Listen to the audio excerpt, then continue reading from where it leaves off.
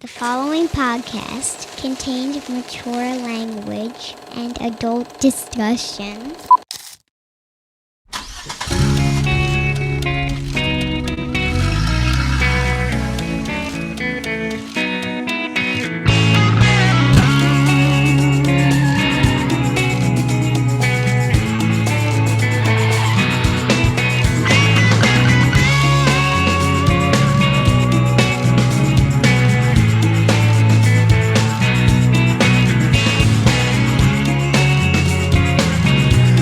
I wanted a hood for the Bunkhouse Stampede.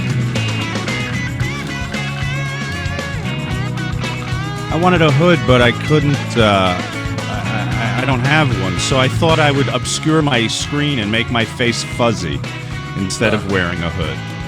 You want obscure my identity. You wanted a hood, but you live in a Democratic neighborhood. Kliq This, the Kev and Nash podcast. He's Kevin. I'm Shawn. And you're you. And you're free to be you here, man. Yes. Free to be whoever you are. Come as you are. Please. Come with me. How you feeling today? Last couple of times we got together, you were making frequent trips to the bathroom. So this is how bad my situation got. I do a show called Rivals for the WWF, and I was supposed to do like 10 episodes over Thursday and Friday, and then I was supposed to go to Fort Lauderdale and do a signing for Saturday and Sunday. And anybody that knows Kevin Nash knows that he ain't leaving money on the table. And I left a teacher's salary on the table last weekend. I mean, it was like, so that's how sick I was. Did you do any of the Rivals shoots at all? Dude, unless they would have fucking mic'd me from the shitter. Well, maybe they were covering what feud? Were they covering the Andre versus Stud? Because I think he took a shit all over Stud one night. He lost his control of his bowels. So if they were doing that, no, I know one of them they did cover was Andre and Hulk. And one of the things that I did not know was I never knew that Hulk and Andre wrestled in Shea Stadium in front of 1980. Of 30. I didn't know that. Yeah. You know? It was on the undercard, if I'm not mistaken, of the Bruno Zbyszko. Was that the main event? Yeah. Someone can check that out. Yeah. Because I know also at Shea Stadium, my old buddy Chuck Wepner, who I saw the other day, who drove by my house. He lives down the street from me here in New Jersey. Was he bleeding? No, those days are over. Maybe from his asshole. I don't know what his week was like. If it was similar to yours at all. But yeah, I know Chuck and Andre also did Shea Stadium in one of those wrestler boxer things, which never ends well. No. So fans, of course, always reaching out, always a part of our show, and hopefully their incontinence issues were not as severe as yours this week. Like Eric Jasperson, who said, the podcast is easily a highlight of my week, but I can no longer allow myself to listen at the gym. It's too dangerous to be mid-lift when Kevin Nash breaks into his stroked-out Anthony Hopkins. This was undoubtedly the hit of the week, maybe the show so far. There you go. Pretty spot on for not seeing that motherfucker right there in front of me. I mean... Hell said, I enjoyed today's episode. Hearing about kayfabe Shawn's life was a treat. Keep it coming. AEW means war says, take my money. And they put together this graphic of you and Joey Diaz starring in Smokey and Edibles. Maybe a little cop action flick. Joey and I were going to shine sooner or later, baby. This has to happen. We got to get Joey. We got to get Joey in. Got it. Motley Kliq.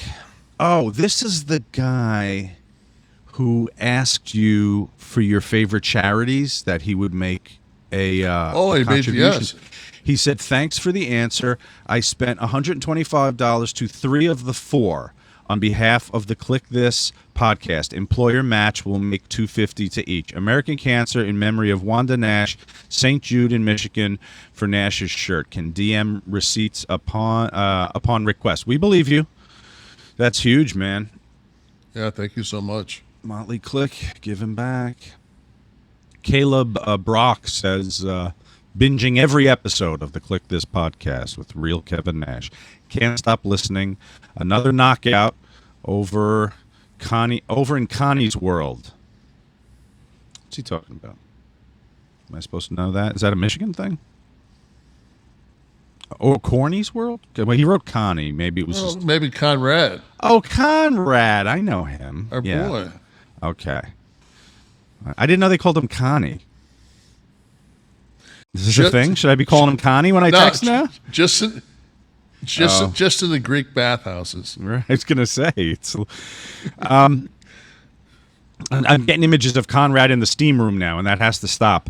Michael, I am not by any shape or imagination a podcast kind of guy. I'm an AM sports radio kind of guy. But fuck me, Kevin Nash is by far the best podcast I have listened to. Sorry, Taskmaster. Hashtag rub one out to Big Sexy. So we know what Michael's doing while he's listening. Hey, anytime I can help a brother drop a little rope out of his fucking urethra, I'm all for it. It must have been the week you wore the tank top. That might have been. That might have been the one. Can you see my shirt? I'm fucked. It says forever. Oh, bad guy. Bad guys last. Bad forever. guys last. Yeah. So appropriate to fucking have it on it and have the fucking. Here, well, there we go. Yeah, well, we can blur anything out. Ah, fuck that, man. Been seeing those houses on Raw? Those fucking man, they go that live shot. It looks like a pay-per-view crowd every Monday night. What the fuck's going on over there? Well, we've mentioned this. That's the thing no one's going to be able to compete with. So other companies need to fucking stop trying. They're not going to be the same thing.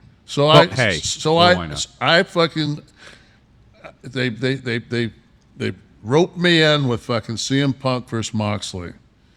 And Moxley was the interim champion because Punk got hurt. He had the belt.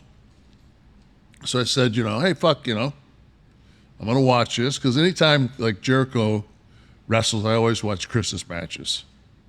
And, him and Moxley had a good match. So I said, fuck, I'll go ahead and watch this. And I don't know what they're doing over there is a fucking thing I hate is they're booking for the smarts.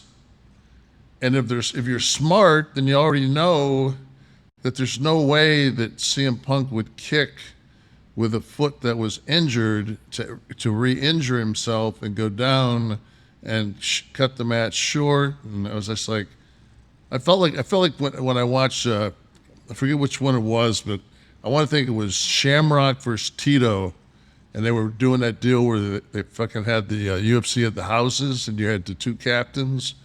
And I said, "Oh fuck it, man! I'll watch this and see if and fucking Tito beat him in like 30 seconds. It was like $50. I just like fuck."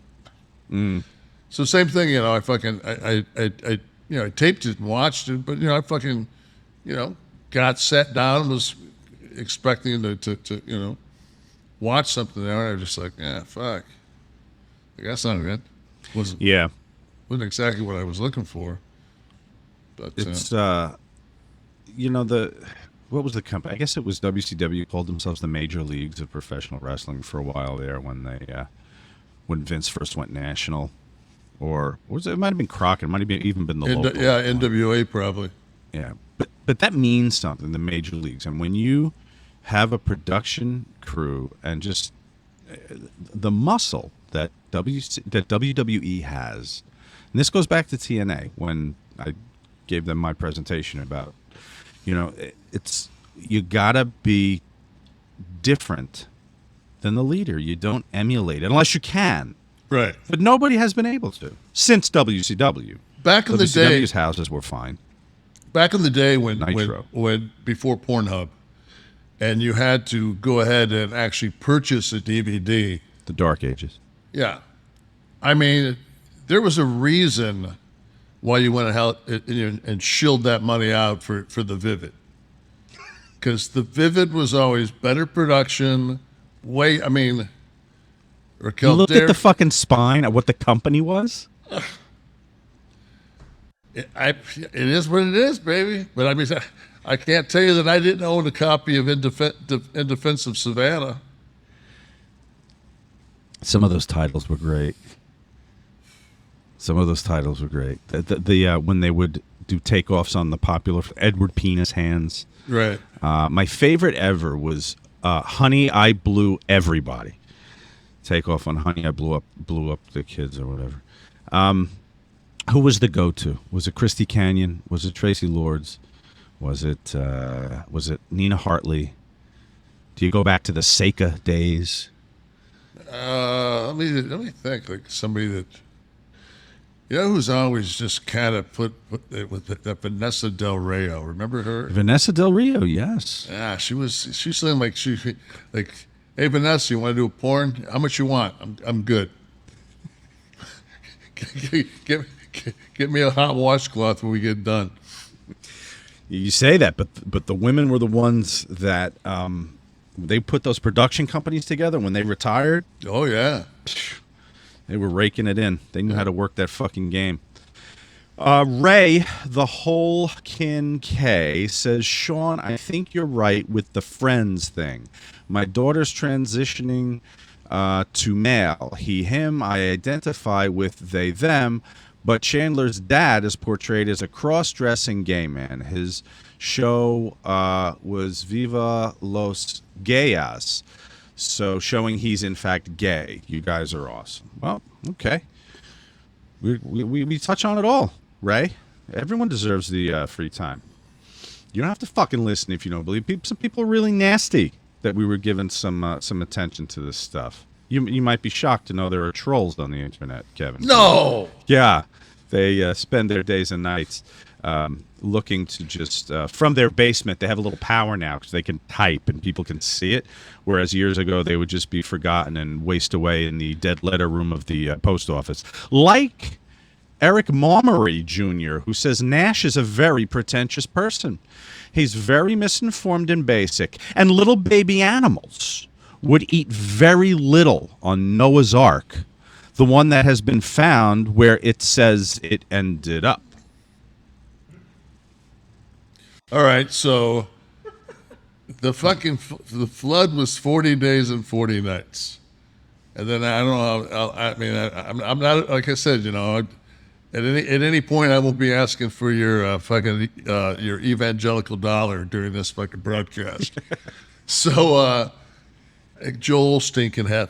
God wants you to have money. He just wants me to have more. So now we've changed.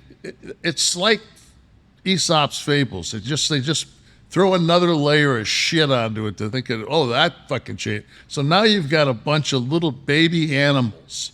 Why'd you build the fucking ship that big if they were bringing in little tiny goldfish and shit? It's like, no, man. Like I said, so now you're telling me that you took an Alaskan grizzly bear and brought it to fucking wherever the ark took off, but they were a female and male, and they were 6 pounds each. What the fuck? Are you good? Come on. But is it not odd that this is even to be debated? No, it's ridiculous. You still got to feed them meat. They're still carnivores. Shawn have a stroke over there? I lost myself for a minute. Fucking got caught in the Legends of the Fall moment. No, the good Lord above was objecting to the discussion. I was struck by lightning for a moment, but I'm better. Timmy J said he saw a guy wearing a shirt saying, "Wake the fuck up," going into the Vatican. Fat, ugly people were turned away for showing shoulders. Thin, better-looking people passed without a second look. That's interesting, because you do have to keep your shoulders and your knees covered, apparently, when you visit Vatican. We did it out of respect. I don't know if they would tackle you at the door, but the Pope would hit you with a stick or something. But it says it's almost like there were two standards. That said, the Vatican staff were the only polite people I met in Rome. Sorry for that experience you had there, Timmy J. But you know what? I got to tell you something. I did take this issue up about the navel with the Vatican. Now this is I got some video here. This is me with my we had a private tour guide to get us into the Vatican. Many people go there. I would definitely advise you to get somebody who's got the in, who can just kind of grab you and has the right connections to get you around where you got to go. So, hold on, that bogus vice credential you had didn't hurt. Yeah, that was good. That got me in. But so this is Sonia, and I thought we should go to the source here. Somebody tied into the Vatican. Here's what Sonia said about the. I'm not the world's foremost expert on the Sistine Chapel and all things Rome. It is Sonia, and you had a question for us about the Sistine Chapel, so I have to ask her. In the creation, what portion? Go ahead.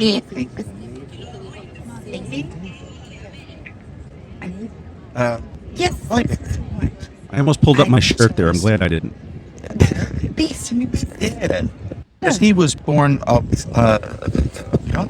Yes, she born from the essence of her God. But don't forget that Michelangelo. She studied in it. And he started that all was all just written beneath my Michelangelo. The man comes from the essence of God. God is love.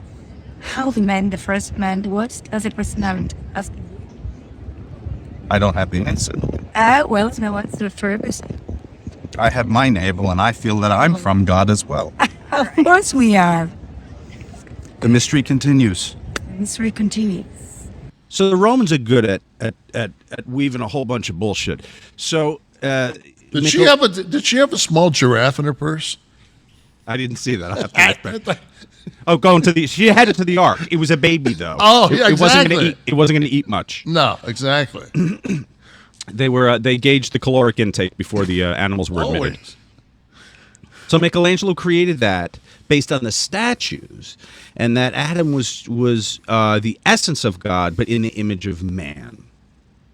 I don't know if that gets us any closer to an answer. I felt it. So in other words, fucking, it's a rib. It's all a rib. Just have some sativa, sit back, and look at the ceiling, which is rather lovely. Back to the Kliq This podcast. A word from our sponsor, BetterHelp. Guys, job changes, leaving a problematic relationship, youngsters having difficulty with friends, school, kids are going back to school, starting high school, starting middle school. People can get lost in their problems and really fail to see a road to a solution. And the folks at BetterHelp can help you find a road to that solution. It is 2022, folks. So the face of everything is changing, and the face of mental health and the help and strategies you can have for that is changing too. Online help from BetterHelp.com. Listen, it can be tough to train your brain to go into that problem-solving mode when faced with a challenge, and you just get lost in the mire, in the difficulty of the problem. But when you learn how to find your own solutions, there's no better feeling. And a therapist can help you become a better problem solver, making it easier to accomplish your goals no matter how big or small. Listen, I'll tell you personally, I've gone to therapy with loved ones, okay? And I'm a huge advocate for it. Having someone to listen to you, to objectively offer strategies is just so valuable. I think so. Sometimes you find the answers just hearing yourself talk. You're talking through the problems, and in doing that, you may be finding some of the solutions yourself. Kev, do you agree that sometimes just reaching out and having somebody to talk to at any point in time is just such a viable solution? I think that's one of the biggest problems we have is, and especially now that we've become so, everybody's just on their phones 24/7, and people just the social interaction that we had when we were younger is non-present. That gives, like we used to have, one or two of your buddies that were, with you all the time, and you would, because you couldn't be on, texting and all these things. You're just not going to text that you have a problem. You're not going to talk, but if you're in person with somebody, you're spending time with somebody, there's a good chance you're going to say, man, really down, or they're going to be able to read your body language, and say like, hey man, you seem down. What's up? And Yeah, I think that's missing. So I mean, so you have to, as an individual, you have to, if you having a harder time getting up every day, if you're just not driven, if you're just, I mean, man, like something's going on, and you're going to have to address it. And what better way if than if you don't want to bring it up to a support group that's in your life, or don't have a support group that's in your life, then you've got to go outside and talk to a professional and hopefully get it clear, get back on track.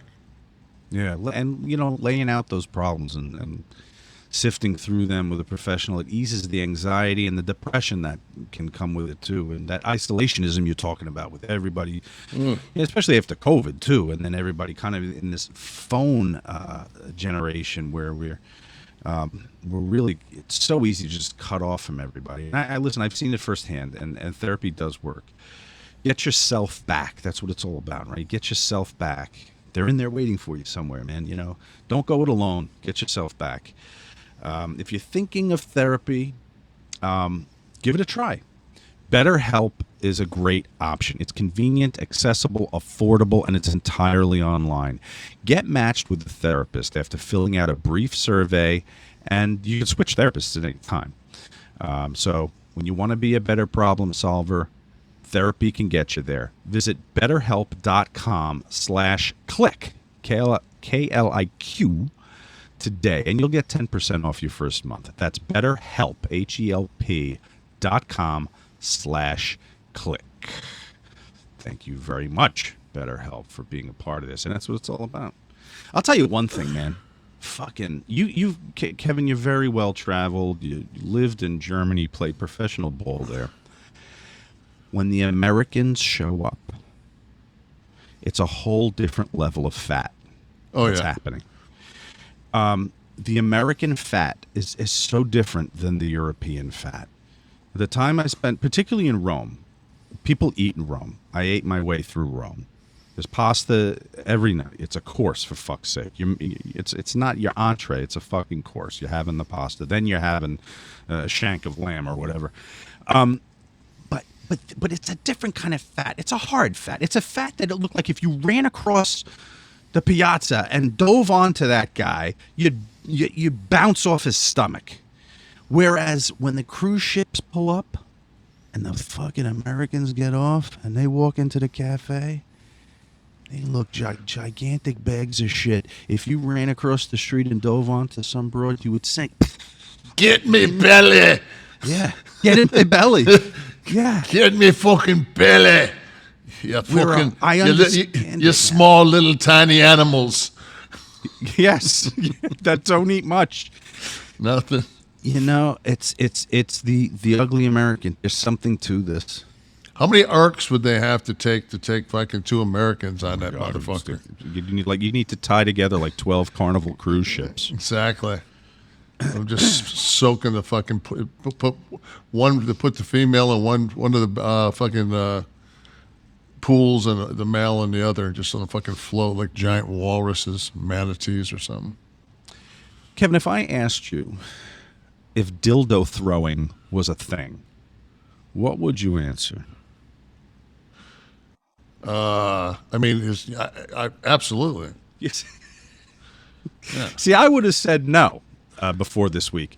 I caught something on Twitter. It ended up in our feed somehow, but somebody posted a picture of somebody's face, and it looked like Gabe Sapolsky. And so I clicked in and looked further, and it was the mugshot of somebody who was arrested for they called him the dildo terrorist. He was, I don't know if he was driving or riding a bike but he was throwing. It's actually a different one. It's not that guy, Steve. There's another mugshot. He did something we're going to talk about in a minute. But this guy was throwing dildos through windows, and they eventually got him. It might have been Gabe Sapolsky. I know he was out of work for a while, but so I through car windows. No, homes. Oh, home windows. Yeah. Like you're sitting down with your wife, you're watching a rerun of Love Boat, and a fucking giant black shanker with purple veins hits you in the back of the head. If Virgil's not in the room, you're very confused. It's 2023. Fucking violence is at all-time high, and you're sitting around with your fucking window open, and you're lucky you took a fucking dildo and not a fucking Full Metal Jacket. Fuck. Hatchet. That's called home invasion fucking in Detroit. So I do a search for this to find out where this was, who this was, whatever, just more on the story. And all these stories come up about airborne dildos. Here, this first one here, this guy, apparently someone threw a dildo at Trump. Unless is this a gimmick thing here or no? They got a name and everything in a city where it happened. So a dildo throwing at Trump. Then we've got this guy, this charming individual, who chose to. He was armed with 33 dildos, and he was throwing them at teenage girls in the street. Listen, some guys, everyone's got a vice. Some guys. Hey, you know what? That's almost like Johnny Appleseed. That kind of. Yes. What the fuck? Then this was at a Bills game. Did you know a giant dildo got thrown onto the field that had stopped the Bills game? Buffalo. What was the guy's name? Yeah. It made it to the end. It crossed the end zone, though, which I was impressed by. You have the photo there? Can you scroll down in that one? Dildo on the field. We're not seeing any of the action here. I mean, we're getting censored on our own show now. Yeah, I think somehow the FCC now governs podcasts. But if you caught that one, they got across the goal line at least with the dildo, and it ended up in the end zone. Here we go. Oh. Or is that not the? No, it's it's like an inch short. No, here, look. Isn't it? Can you zoom in there? Where is it? I saw somebody. There you go. That's the one right there. See it? Oh, broke the line. In. Six any way you measure it. Six.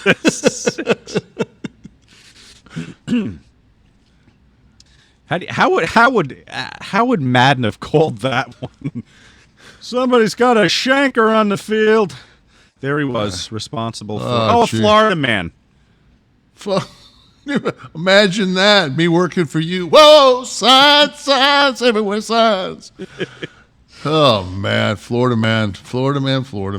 And then this last one here, man accused of, what was this one? He threw, a flaming, he wrapped a dildo in a flaming shirt. He lit it afire and he threw it at his wife. So if you thought... Molotov dildo. Molotov cock. Yeah, Molotov cock. Perfect. If you thought you had a good breakup story, I bet it's coming up short, no pun intended. Now, like I said, though, we talked about this a couple episodes ago. When you flip the channels and fucking ESPN2 has fucking cornholing on, and these guys are throwing bags, and they call it cornholing, and it's a bag going into a fucking round hole, how will you not fucking think the next progression is not a fucking... some kind of a... Pretty soon, the javelin will be out of the fucking Olympics. They'll be throwing a fucking 17-inch double dong fucking... I consider myself equally 49 years old as I am still 19 years old. So whenever I hear or see cornhole, I go right to it. Of course. I mean, that's so Beavis and Butthead. Yeah, exactly. I mean, I'm sorry, I can't take you... And they're sitting there, and they got Red Bulls to sponsor, and the guys, got...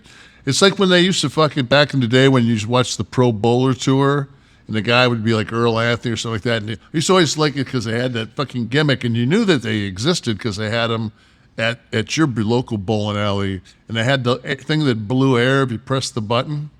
And on the ball return. Yeah, yes. And you press the button and go...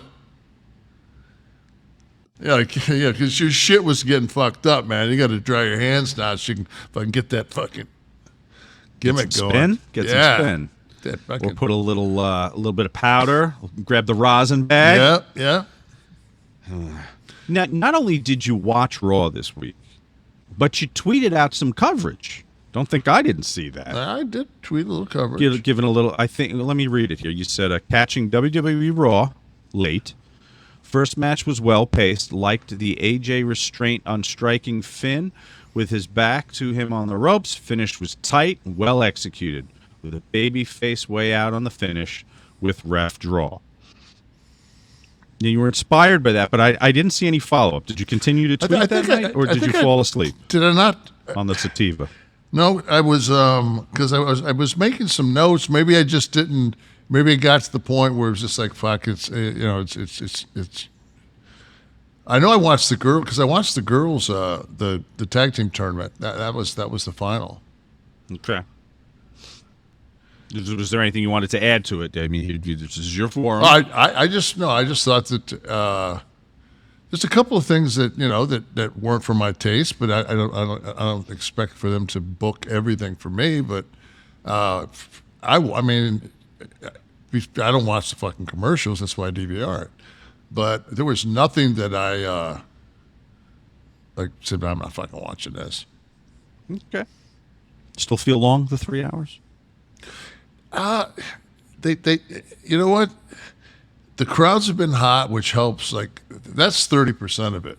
There's nothing worse than if you're someplace and the crowd's not into it, and they're not into it. So you look the people around are going like, "Fuck, why are we here?" Because nobody's having a good time. But if everybody's having a good time, and it seems like everybody's got merch on. It just seems like I don't know. It just seems like there's definitely been as we used to say back in the day, I believe Triple H has popped the territory, brother. Well, speaking of merch, and the question of gets us to the stiff one of the week. And it is timely because it was from this week. Now, this, of course, is brought to us by our friends here. Now, when I looked at that Anthony Hopkins imitation you did as the Colonel Ludlow, then I went back and watched the actual footage in Legends of the Fall. I wondered one thing. First, when the finger came into frame, I thought maybe it was cock, but it wasn't. But then I said, how the hell would he be getting that wood in that condition? That's it's only a problem because other than the stroke, back then, there was no BLUECHEW. No. And if there was, that would have been the answer. That's right. This stiff one of the week is sponsored and brought to you, folks, by BLUECHEW. Guys, confidence is what it's all about. It can take you far in life, and it can help you in the bedroom, especially when it comes time to step up to the plate. BLUECHEW will be your friend in that pursuit. BLUECHEW, if you don't know already, if you live under a rock, it's a unique online service. They deliver the same active ingredients as Viagra and Cialis, but in chewable tablets at a fraction of the cost. Discreetly pop one of those bad boys when you're out at dinner with somebody, with the wife, with a new friend. Pop Or it like or the auto mechanic. That's right. Anybody. You can take them anytime, day or night. Plan ahead. Be ready whenever the opportunity arises. The process is simple. I want you to go to BLUECHEW.com. Consult with one of their licensed medical providers, and once you're approved, you're going to receive your prescription within days. The best part, all online, folks. This is 2022. Why are we making it hard? No pun intended. No sitting in the doctor's office talking to him about it. We're not going to mess around at the pharmacy when they can't find your prescription. You got to tell Ethel that you're looking to get a rock-hard shanker. It's all done online. The tablets are made in the USA, shipped directly to your door, discreet packaging. Guys, we have a special offer for you. Kevin said, I want my listeners to try this for free, and that's what we've got for you here. You're going to go to BLUECHEW.com, and when you're prompted for the promo code, you're going to type NASH at checkout. You're just going to pay $5 for shipping so they can get it to you. That's BLUECHEW.com, promo code NASH to receive your first month free. Visit BLUECHEW.com for more details and important safety information, and we thank BLUECHEW for coming aboard and giving us a stiff one of the week every week. Can I just say something? You may. If you go ahead and use a promo code and get the BLUECHEW, the chances of you being on your couch and taking a dildo off the head are greatly marginalized because you're more likely to be in the bedroom putting the old fucking wood to work. or at least on the floor or on the couch, so that it might sail over your head and maybe bounce off the television. And the thing is, because you've done your homework and you've got the BLUECHEW, the last thing you need is somebody to pinch hit. So even if it lands there, now you can always use it for, you can be loving, especially if it's got any girth, and use it as a cervical pillow for your loved one. There you go. See, guys, we provide you a service on the show that none of these other fucking podcasts are doing. So the stiff one this week takes us to Twitter. So as opposed to video, we're going to go to Twitter here. And it has become known as the Will Ospreay incident. And it's what everyone's talking about, Kevin. We're going to be topical here. It's what everyone's talking about. I'm glad. I didn't know you guys were going to do this, because I'm so glad that you're bringing this up, because this is such bullshit. So the initial tweet that you read was, if we can bring it up, from Wrestling Banana. Thank you very much. So Will Ospreay has had more 5-star matches in 1 month than CM Punk, John Cena, and Kurt Angle have combined in their entire career. 3. Kev's response was, "How's his merchandise sales?" And I have a theory about this, Kevin. Let me tell you my theory before you reply. Had they stopped at the first part of that tweet, where it said Will Ospreay had more 5-star matches for this month than anyone else, and they didn't go on to call anybody out, I don't think you would have reacted. I would not. I wouldn't have said a thing. Right. It was the fact that they're using stars to somehow make a comparison between guys that have drawn zillions of dollars for the company over time. You're talking about 3 guys that nobody has less than 15 million net worth. And the thing is if you go back to my response. Mm-hmm. Can we pull that back up? Okay. Not how are your merchandise sales, how's his merchandise sales? That response is to Wrestling Banana. It's not to Will. Will didn't make the statement. Right. So I'm in no way saying anything to Will. That was directed to Wrestling Banana. Then they came back and said, "Oh, what did we stir up?" No, you fucking assholes. You're the ones that are you got the narrative, not Will. You're using Will to. I mean, it's bullshit. I've never seen Will work a match in my life. But the emphasis on stars now. I mean, this was all an outgrowth of the dirt sheets, right? When they started rating guys' matches as opposed to letting the box office be the rating. I mean, that was the star back in the 80s or the early 90s before everyone started getting the sheets. The door, that was the star. Those were the stars on that card. It's a 5-star match if we sold every seat in the house. We had less than 5-star matches if we had a half a house, and then if you drew 6,000 in Uniondale with the Bunkhouse Stampede, you said that's low starage. So is that what that drew, 6,000? I think so. Yeah, the pay-per-view. So I think this is an age thing. I think people who remember wrestling back in the day don't put as much emphasis on stars, but I think guys that are like 30 and 35, they like live and die by the stars, by the work rate, by the ring. I remember the first time I got in the ring with Hulk, and we were working against each other. And I came in there with the big. I've always been a cement mixer, always fucking locked up stiff. And I locked up stiff, and Hulk looked at me and he went, "Easy, brother. We already got their money." And I was just like, "Fuck yeah. This is why you're Hulk Hogan, man." Like, yeah, fuck, easy, brother. Walk and talk. Tell a story. Hey, I got an idea. Remember that one time we got in that street fight and we both did that fucking deal where we did like a double, triple fucking Lindy and landed on our feet, and then fucking I ran up and then you helped me run up the ropes. Then you kind of you helped me get my balance so I could fucking jump up and hook my legs around the back of your head, and I could fucking drop you on your ass, and then God forbid if we had a 6-man tag match, because what happens is I get stopped and get fucking posted inside the ring.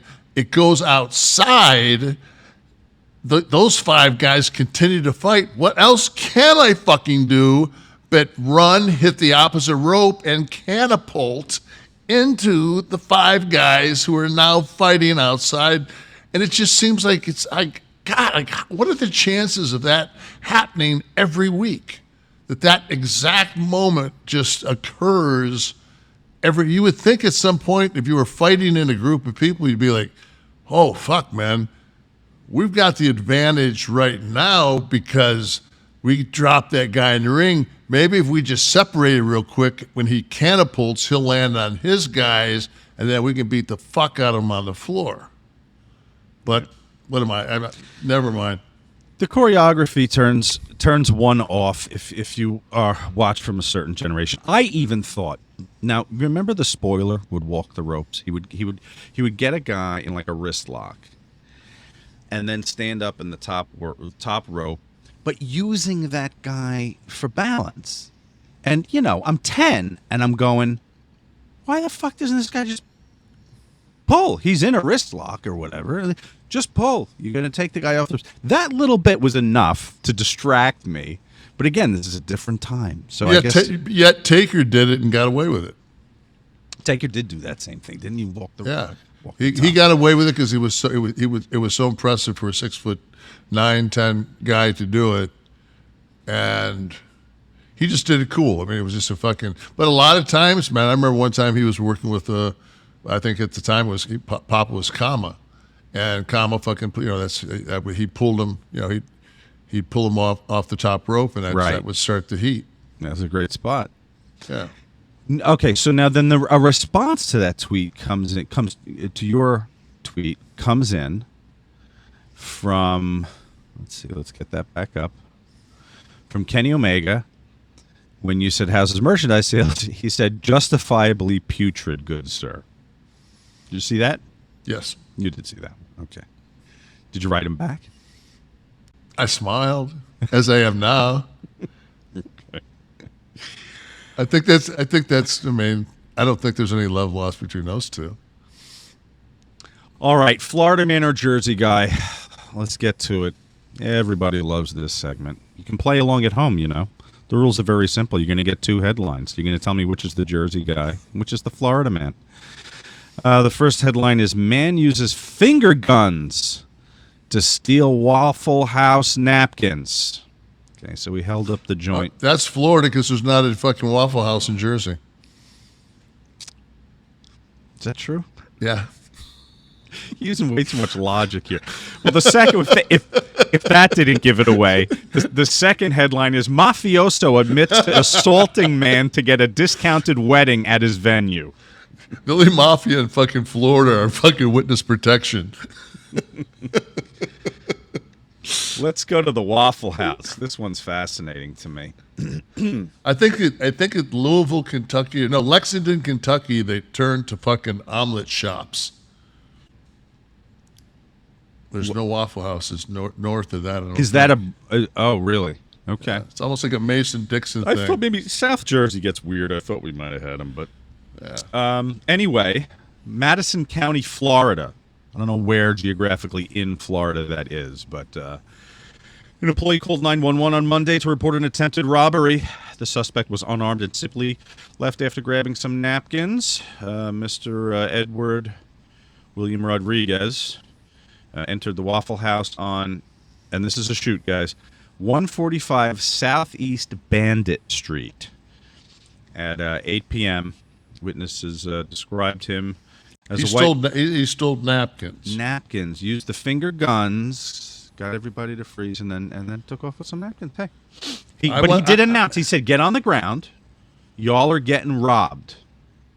So he did kind of cause the commotion. Some people got scared. I guess some laid down, and but he only fled with napkins. That was enough. That was enough for him. I could get that guy out on a low dose, micro dose of mushrooms as a defense attorney tomorrow.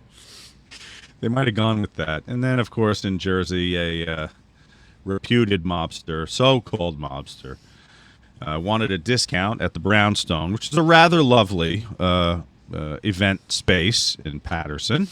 It's owned by one of the Real Housewives of New Jersey's husbands, and he was apparently beaten by the mafioso who wanted a better rate for the wedding.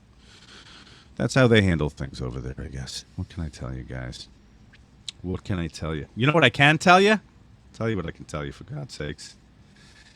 It's football season, Kev.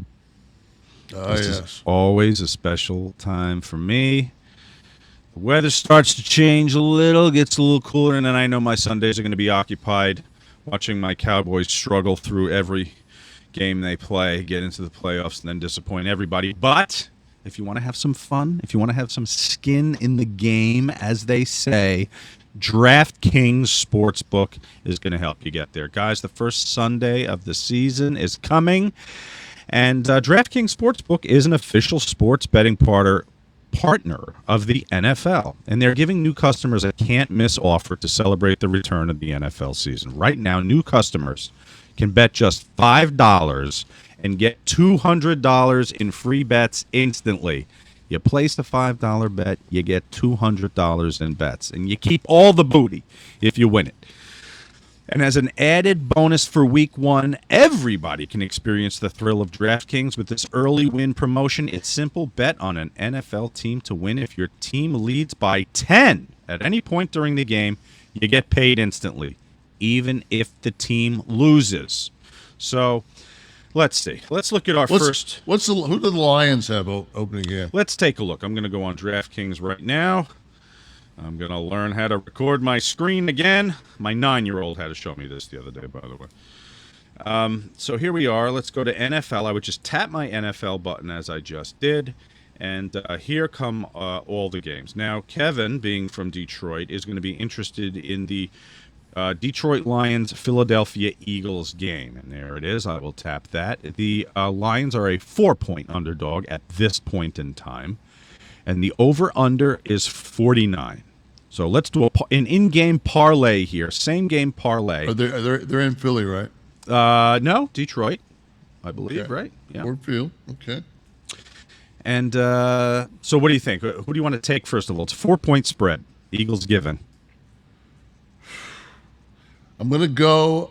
I'm going to take the Lions and the points off of the Hard Knock rub from HBO. Oh, the Hard Knock series, right. So what do you want to lay on that there? What do you want to lay, $20? Let's lay 20. Let's lay $20 on that. And then let's also now let's do the over-under here. It's 49.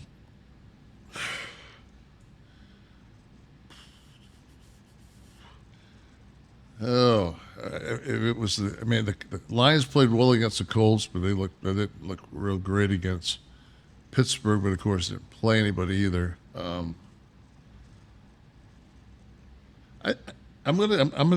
take under. Yeah, I think that's wise. I think if it's a shootout, I think Detroit will get beat. So their defense Hutchinson's got to get 3 sacks. So let's put another 20 there. So if we hit it. We're laying no pressure, rookie. No, right. We're laying out 40. If we hit it, our payout $76. Guys, It's that simple. I did it all on an app. It took me a minute to do this. It's safe. It's secure. Now listen, guys. It's not just football. You're not a football fan. Fine, you're not a football fan. Guess what? MMA fans, don't forget. There's a huge fight happening in Las Vegas this Saturday. UFC 279. Khamzat takes on Nate Diaz. Now, Khamzat's 11-0. Nate Diaz, we have an age difference. Journeyman. We have a difference in age here also. Khamzat being 28 and Nate being 37. A lot of talk about, Khamzat's decision victory in April. Everyone was expecting him to take out Gilbert, but he had to go to decision. So they're saying Diaz might have a shot. I think the age difference is too much. I'm going to lay my money.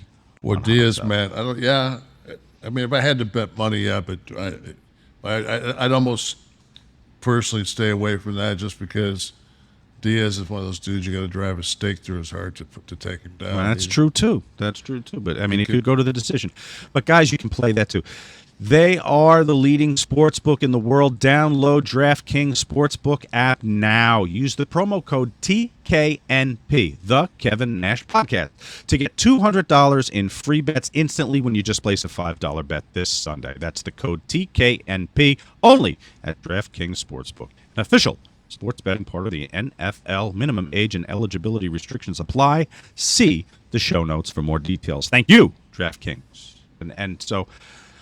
I'm excited right now. I need no therapy right now because I'm about to dive into the Bunkhouse Stampede finally after Christ. And we even mentioned it before. We talked about the pay-per-view in Uniondale, Long Island at the Nassau Coliseum. Yeah, but 6,000 people. Ugh. 6,000 and an odd venue. Yeah, an odd right? venue to choose. A bunkhouse is something that would be on a ranch. Correct. And when the ranch hands would maybe get a little rowdy on a Saturday night after, you put, whatever you do, shoe horses. A little too much hooch. Yeah. I mean, next thing you know, they'll Jack Daniels, and you start playing cards. If somebody cheats, what do you get into? Stampede, apparently. Oh, you tell me, brother. But listen. An odd venue to choose. Yes. It's New York. It's not even New York. It's Long Island, which is considered like the bastard cousin of. It may as well be Jersey at that point. And it's a concert venue. It's a big house. It's going to show when there's only 6,000. I mean, that's a place that like Motley Crue had gone through, Kiss. All of the big acts that would fill the house. Yeah, I mean, that's what you need. I mean, that's the key. You need somebody that's. I mean, not that Dusty wasn't a great headliner, but. I mean, you need a Jim Morrison from the front Doors. Man. You need a front man. Yeah, you need a front man out there. Yeah, that's what you need. I mean, it's just because now if it was Monkey Town, you have that bunkhouse in Monkey Town. Well, hell, you might sold that some bitch out. But not Uniondale. And on top of that. Uniondale, I remember one time I was working Uniondale, and I was Diesel. I was on the outside, and Scott was Razor Ramon. He was a babyface, and Shawn got on him. And Shawn went outside and gave him the stairs. Well, Scott's boot slipped, and he didn't get his hand down, and he busted his head wide open on the stairs. And Shawn rolled him in, and then when Scott got to his feet, he was bleeding to his chin already. And the place went berserk. And they were so hard before them. And by then they saw blood, and it was just like, ah! I remember when the Islanders used to win here. Right. Easy, guys. Right. Shawn, you mentioned frontmen a minute ago. Shawn Michaels would have been like a wrestling equivalent of a great rock frontman. Kind of like a David Lee Roth, right? Totally. Yeah. So and that continuum goes backwards. So if you say David Lee Roth, you have to say Robert Plant, right? Well, that's you're talking to me like quintessential Robert Plant's number one. So let's talk. Let's spend a minute on this before we get to the Bunkhouse Stampede here. So if we had to talk about that, you had to put your list together of of your top frontmen, greatest frontmen. Rock frontmen. First of all, what are the qualities? What does it take to be considered a great frontman? I think you've got to have incredible energy, and you've got to have some vocal range. I mean, when it comes down to it, man, you're still, if you don't have a couple of octaves, you ain't gonna be able to, So it's in the performance. You're not gonna be able to go. Yeah. Mm-hmm. Right. I'm sorry, like this. Is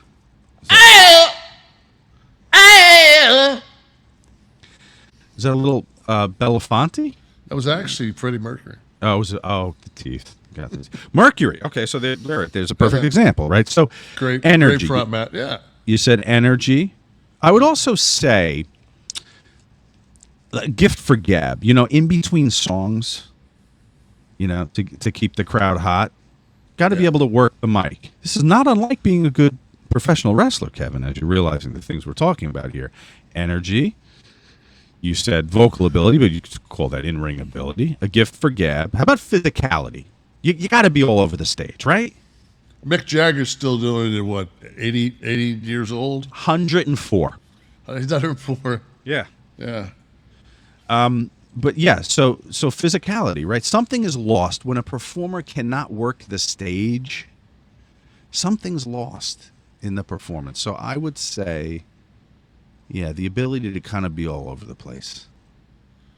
Then there's an X factor to it too, guys, that are just interesting to watch. Jagger's actually not 80 yet. He's going to be 80. Jagger's Really? Yeah, Jagger's 79. Yeah.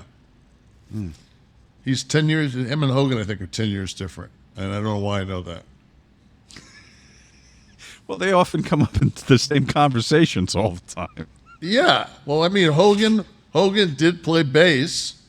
That's true. And, I mean, so there is, Hogan. And Hogan was kind of a front man for that rock and wrestling kind of thing there. He was, they had for sure. They had a top 10 CD. The wrestling album? The wrestling highway, what the fuck it was called? The album, the wrestling album, right? From the 80s you're talking about? But they had another one that did well. Oh, Pile Driver. Was that it? I think it was Pile Driver. Oh, you're thinking of a Vivid Video. Right, we're back to that, I guess. Christy Canyon in Pile Driver.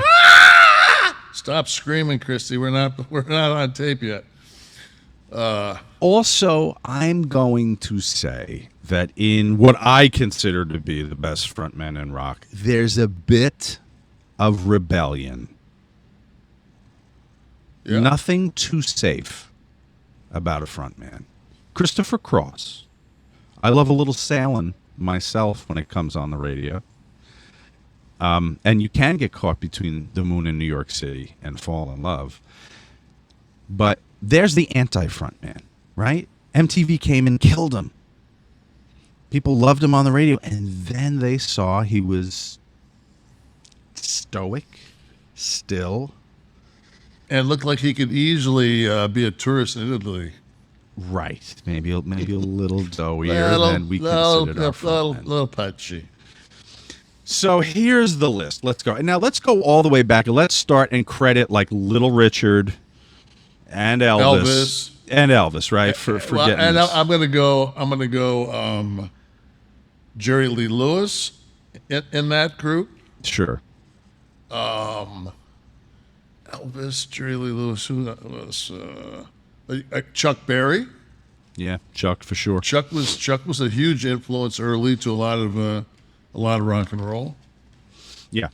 And so our frontmen that came after definitely have emulated what they have laid down. So let's get that. And we're out of the way. and hopefully, like when I think about frontman, I think of you're disqualified at any time you use auto-tune. If you use what? Auto-tune. Oh, forget it. That's not even in the discussion now. Out. Absolutely. I saw U2 in concert, and Bono sounded on every song that he sang as good as he did on vinyl.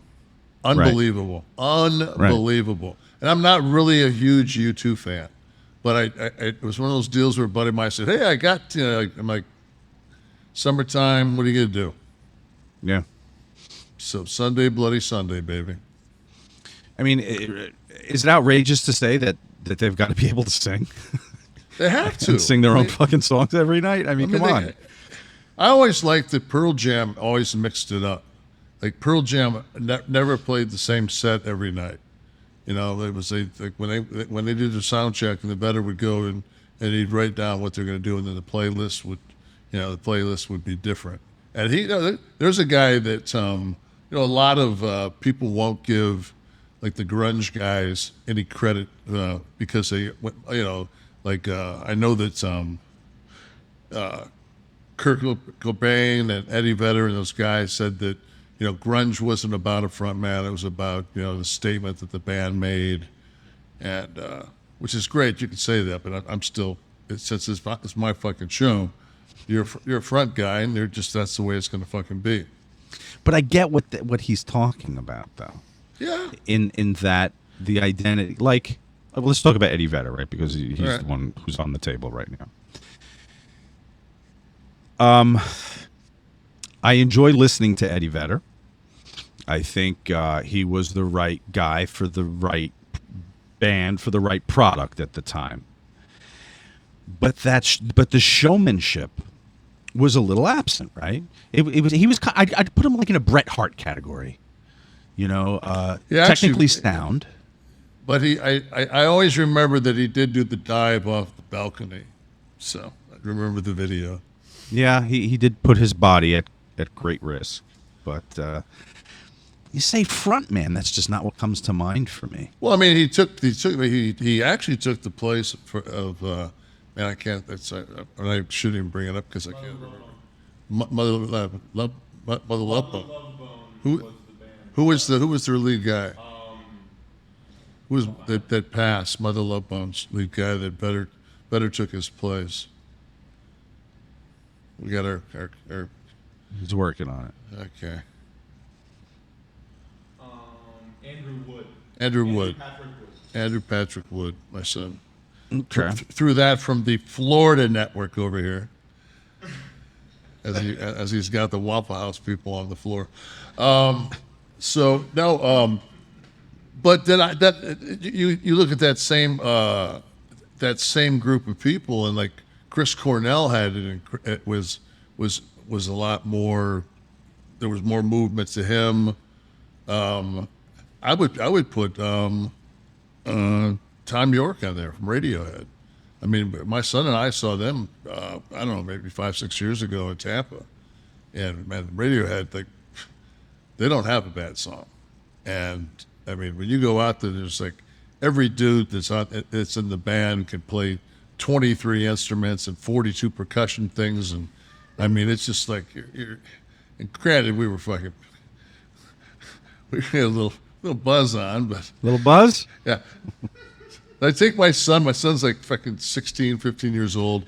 I take him. We go to he's like, he looks like fucking he's 25. So I'm so fucked up that, but at the same time, and they got these big giant fucking plastic cups, 32-ounce cups, and they're dumping these beer cans into them. But we walked up, I said, oh, fuck, man, I fucking cotton mouth like a motherfucker from driving to Daytona Beach. I'm like, we should get a fucking beer,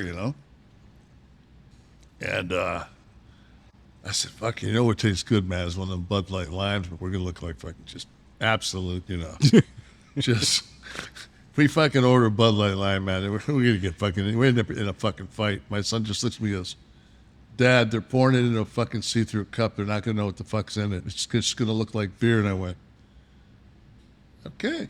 Two Bud Limes. Glad I'm at the wheel. Son, you got this on the way home?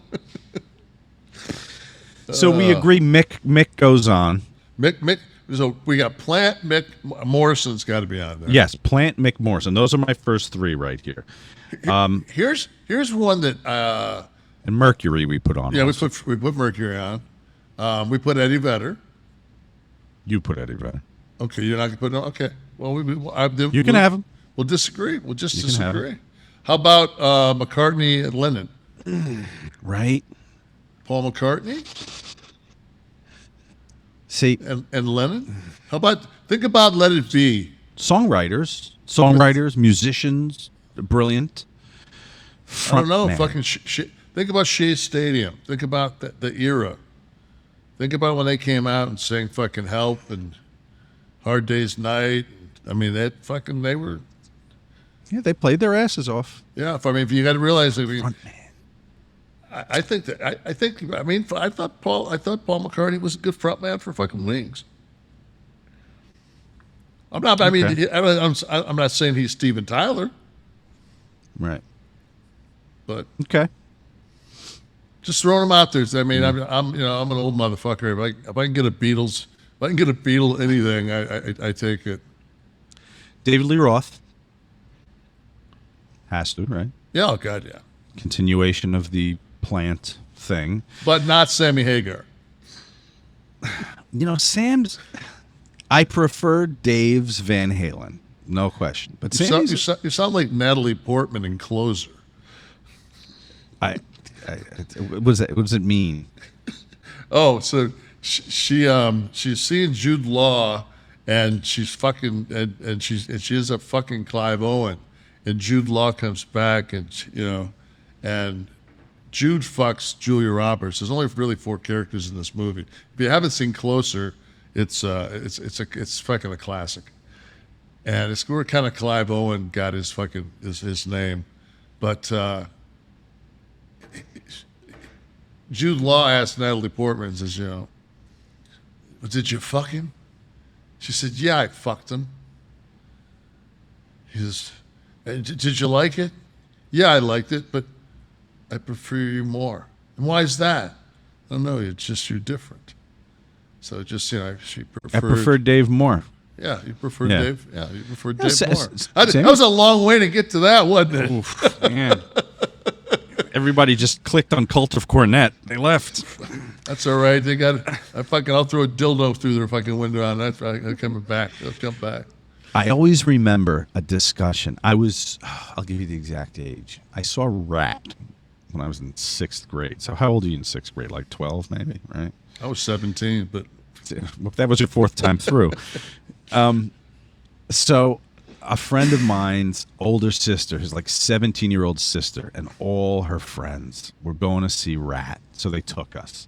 So I'm sitting in the car, like, sipping my first beer, surrounded by all these chicks in tank tops and cut off shirts, and they're going in. So we go to the concert. Now, Rat's the headliner, but the opening act was a local band named Bon Jovi. Nice. In, I guess, 85 or 86. So we're leaving, and we're walking through the parking lot, and I'm mesmerized by, and I learned a lot by listening to their discussion, whether they would take John Bon Jovi or Stephen Pearcy. And they're debating this, and I'm loving listening to it. At one point, one of the girls kind of sums it all up perfectly when she goes, no. John's cute, but Steven's hot. I was like, I got to take that with me through high school. There's cute and there's hot for guys. So that's a frontman lesson for me from some Mark's sister Michelle's. I don't think my Frankenstein ass has ever been considered cute. Axl Rose? Yes. Yeah. Got to be Axl, right? Axl for sure. Always, it was you had to have like 10 times the charisma if you were in a band where one of the other members was a star in their own right, like right? Slash, right? Slash. I mean, Eddie for Van Halen. Yep. You had to be so much David Lee because half that crowd was there to see Eddie. Yeah. So you had to be so much more of a and I loved, I mean, I grew up in that era where when you went to a concert, if you didn't get a fucking 5.5-minute guitar solo somewhere during that fucking night, followed by a John Bonham-ish fucking drum solo, it was like, I'm getting the fuck out of here. There's only so many times I can listen to Foghat play Smoke on the Water, right? The drum solos were always the bathroom break, weren't they? Yeah. And it's one of those things, man. To play drums it's amazing talent. Oh, of course. It's fucking but it's at the same time it's just like I wouldn't put Phil Collins as a front guy just because he's playing the drums. See, that's an interesting thing. But you know what I thought about? Yeah, Dave Grohl was a drummer for Nirvana, but put him in front, and Dave Grohl's probably the best rock and roll frontman right now. Exactly. See, now that's an interesting thing. You got to come out from behind the drum kit, which Phil did, But again, frontman, it's a whole thing. It's the rebellion, it's the excitement, it's a whole thing. And Phil's talented, and he's written, Jesus Christ. I mean, if the music catalog of the last 50 years was put in a time capsule and 300 years from now aliens crack it and look inside, they would think Phil Collins was the fucking Elvis Presley of this generation. think of how many hit songs between Genesis and solo Phil Collins has. Some hard-on will probably compile that and put it on our Twitter feed or something, but I would love to know how many top 10 songs Phil Collins has had over the last 30 years. As long as I don't have to fucking listen to Susu Studio or whatever the fucking that one was. Don't even pretend your feet don't fucking tap when that comes on the radio. I'm going to go with my if I have to pick a fucking drummer, I'm going to go with Don Henley. As what? Who One of as the greatest? No, just as fucking. I mean, if you frontman drummer. Frontman drummer. Oh, okay, sure. Yeah, I'm with you with that. Yeah, of course. Plus, Henley was fucking hot.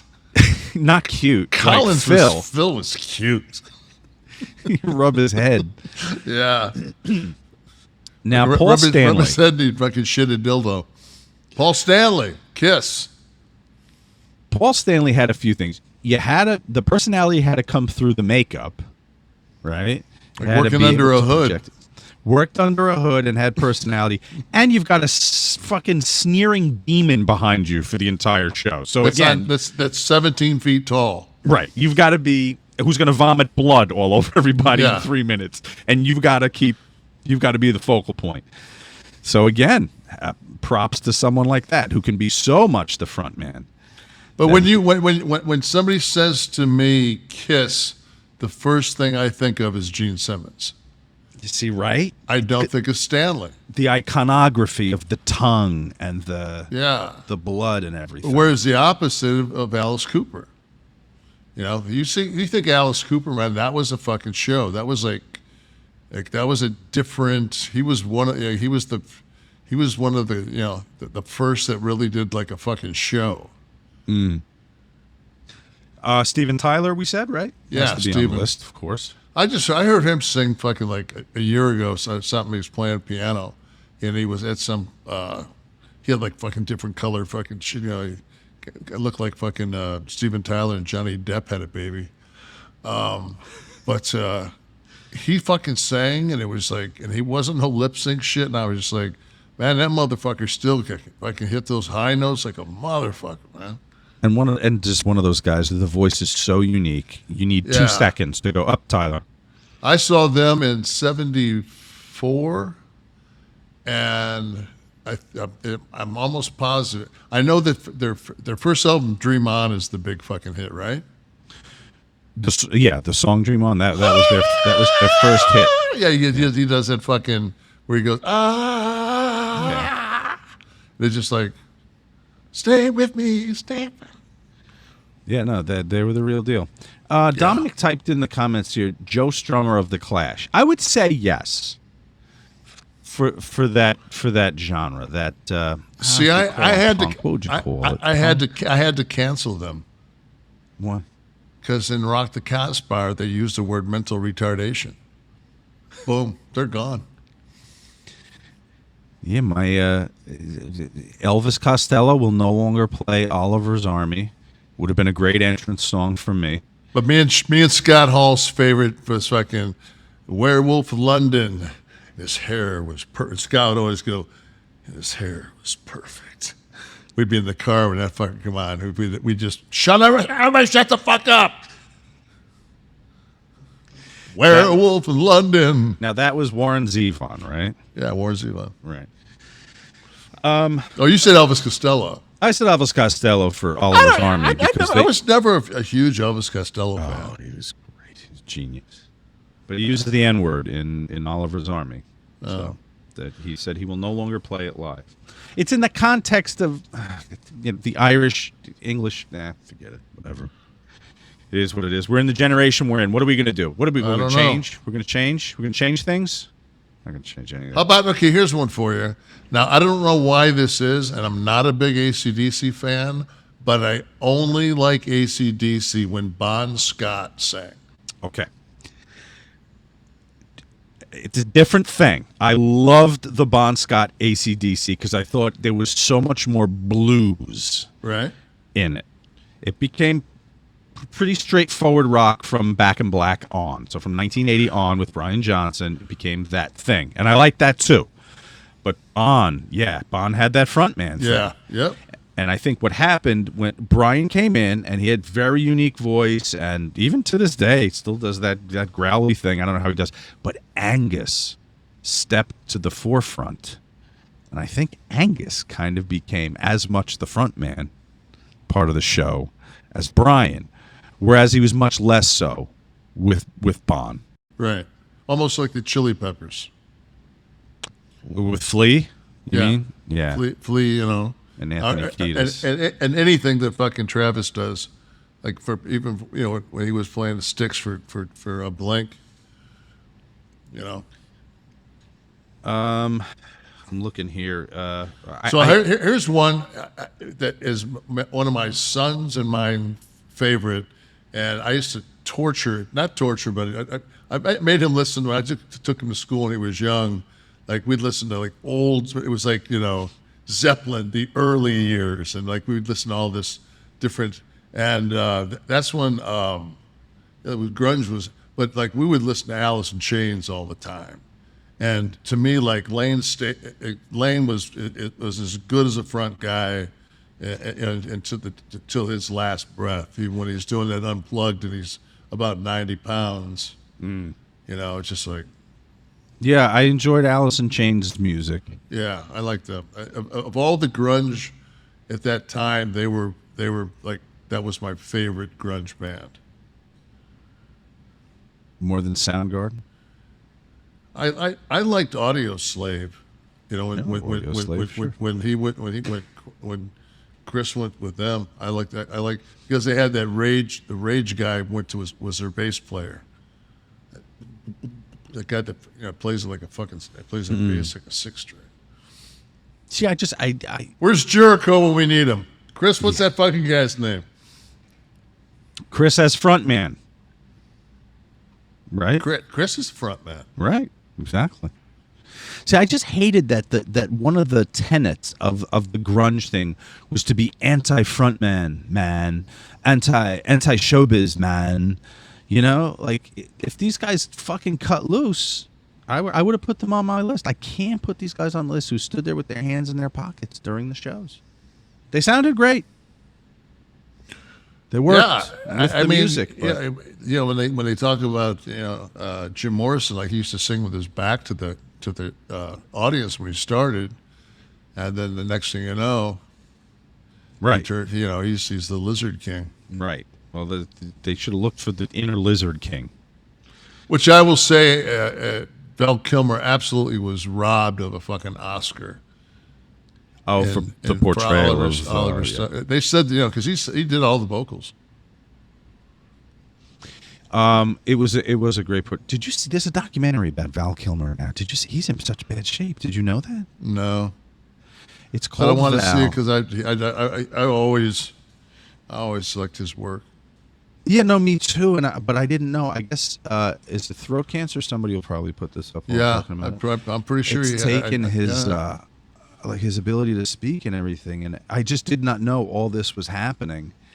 And then this documentary popped up. I was like, "Holy fuck!" Let's see. So some of the more contemporary stuff, I need a little help from Tristan Nash here.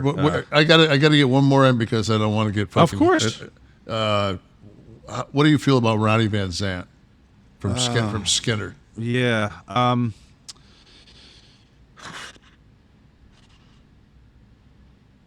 As in the category of like these guys though, as a it's different, completely different, you know, it could be completely different vibe. But I mean, if you've ever been to a Skinner concert, you know, and I've heard I didn't have the pleasure when he was alive, but I went since, and they just, you know, they did a tour with ZZ Top. I saw, and it was fucking amazing. Did they have like 14 guitars on stage at once? Skinner, I think, about. The most I ever saw was when I was a kid. I saw Blue Oyster Cult, and they had 5 lead guitarists on stage at one time. So Tristan threw one up that was interesting for me. Mike Patton. I did like Faith No More very much. They had a very short shelf life. Right. But I did. But I could sing his ass off. I thought Mike Patton was great. I thought he at the time was that interesting. Like he had a little bit of rap going on in the music, and this is like 1990-ish, 91 maybe. No, I think I was still in high school, so it had to be like 90, 89, whatever. So that it was an interesting look into what was to come with rock music. Tom York, you mentioned for Radiohead, he had on my list. Billy Corgan, we could have some debate here, I think, maybe. He's so talented. I mean, Totally. I mean, so very, very talented. I haven't had the privilege to see him live. I have seen him, on video and stuff like that, but you can't get any kind of a feel whatsoever unless you see somebody live. Like I remember the first time I saw Jagger, I was just like, oh, wow, that's a completely different experience. Did you know he was a wrestling fan? Or Mick? No. Billy. Oh, yeah. I met him. I think I was Diesel, and I went to the Hyatt. I went down there, and I just looked over, and there's just this dude playing pool. And I ordered my beer, and I sat down. I was done early. And I look over, I'm like, God, that guy looks like Billy Corgan. I walk over, I said, hey, man, what's up? He goes, do you play pool? I'm like, not very good. So we're playing, and he started talking. I was just like, he had watched the show, but came over to talk to a couple of guys that he knew, but I didn't know that he was a fan. Yeah. And, doesn't he own NWA now? He bought into, let's see what pops up in the comments here. Yes, he does, is what it's we have NWA, here. yeah. Someone put Springsteen in there. Springsteen's a solo, though, so I wouldn't. I know the East Street. I think especially when he came out with at Born to Run, that Greetings from Asbury Park, his early stuff. He does that good cover of Blinded by the Light. I always saw him though as the singer-songwriter. I didn't really think he was part of a band. I know the East Street Band, but it was always Breeze. Come on, man! When you got Clarence playing that horn, you got a band, baby. Yeah. You're talking about Flea. You're talking about. I mean, that's a band. You got to get fucking disowned in New Jersey. You fuck around with listen. I give him props, but we're talking about frontman of band. I see Bruce in his own category here. When we talk about these groups that would tour like heavily in the 80s, 90s, whatever, even before that, on the tour buses, I wonder, crisscrossing the U.S. all over the place, did the tour company have at least the peace of mind of CarShield?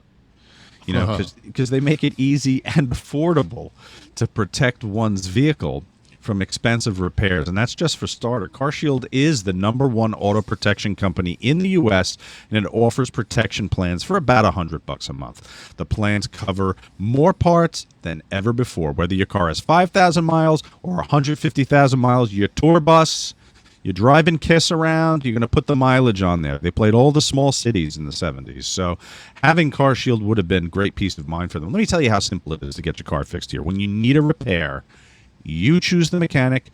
CarShield's administrators handle the rest. That's it.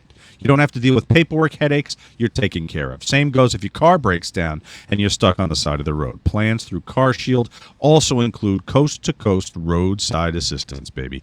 CarShield administrators are there for you with rental car options, trip reimbursement at no extra cost. Get your coverage today. You'll lock in your price now, and it will never, ever go up. That means as long as you own that car, no matter how old it is, you're protected from the rising cost of parts and repairs for your vehicle. CarShield helps protect my wallet from expensive car repairs, and they will do the same for you.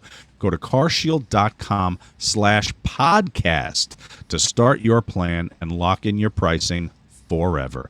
That's carshield.com/podcast. A deductible may apply. So next on this list, let's get a little more current. Can we move to maybe? I got one more I want to ask about. Go ahead. It's your show. Actually, I have two because this is a person that never, ever gets put in the. I'm actually going to bring up three because this is the first one's Jimi Hendrix. Oh yeah, I guess. Like nobody ever like, and they're like, oh, I'm like, wait. When I was a kid, he was with the Experience. Those two white boys, and I'm like, he's got to be, right. He's got to be. He was a front man. I guess not a solo though. You don't see him as a solo. See, I put him in the Springsteen Yeah. categori. I No just- one said I'm going to I- see I- the Jimi Hendrix Experience tonight. You went to see Jimi Hendrix. You know, I'm just saying. He could have fronted for anybody. 100%. That I think that's my thing. No, he had the juice. You know. No question. I don't. You know, I think that he and we're talking front men, but I will put at that period of time right there, 67, 68, fucking Janis Joplin. Joplin, right? Fuck, man. Like, if anybody had more just range and fucking showmanship and brought it every fucking night, man, Janis Joplin was there. And then this is my third one, which is my one that, even though he was with the Revolution, does Prince fit in it? Because Prince was definitely hot. He was a great front man, but again, I see him as a solo. Right. But take him and drop him into any of the bands we've talked about, and Right. yes, I think that's what Alice in Chains needed. They needed Prince to come in when Lane Staley died and take over. Nobody was taking that. That was that. At least they brought a guy in that could cover two of his octaves. You know, it's just like, oh, nice try. How often does the frontman replacement work? We mentioned AC/DC. It worked. Journey. Oh, with this guy, with I mean, Arnell? I personally, I would not go see them. But then again, I fucking refuse to see anybody that fucking plays at a July 4th network fucking concert. If you're playing on July 4th, fuck you, man. You sold out. I can't watch you. But you wouldn't go see him because it's not Steve Perry, right? Yeah, Steve Perry to me is Journey. You know. So AC/DC did it successfully. You would go see Brian Johnson, wouldn't you? Yeah. Now, Deep Purple had like several fucking like. They had I know Coverdale started as the Deep Purple vocalist, and then went on to Whitesnake. I'm pretty sure they had another Deep Purple had another vocalist that was it was one of my brother's favorite bands. Mm-hmm. But then can we really go? Like, we haven't brought up Ozzy. Oh, yeah, he has to be. Because you have Sabbath. He was a solo, but he was the front man for Sabbath. Yeah. My son and I have always had the comment of, if Ozzy Osbourne is singing a song and he's on a train and it's going off the rails and it's a crazy train, how fucked up is that train?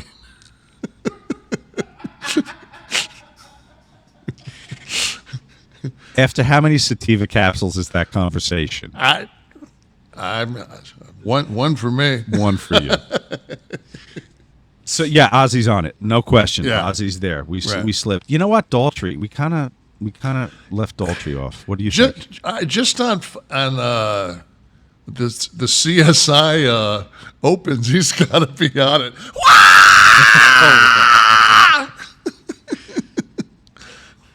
Yeah, front man. For sure. Works.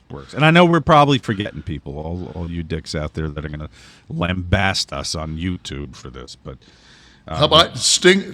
We probably should get Sting a shout out. I like Sting. I'm not putting him up there with... You still holding that Starcade fucking Mamacita thing against him? Or? No. I'm holding the... I just can't put him up there next to David Lee, next to Plant. How about this one? Talented. 100%. Yeah, okay. How about this one? Lou Gramm, Foreigner. See, You got some stats on Foreigner for me to back this up. Matter of fact, Okay. you do. Yes, I do. Shawn, you're correct.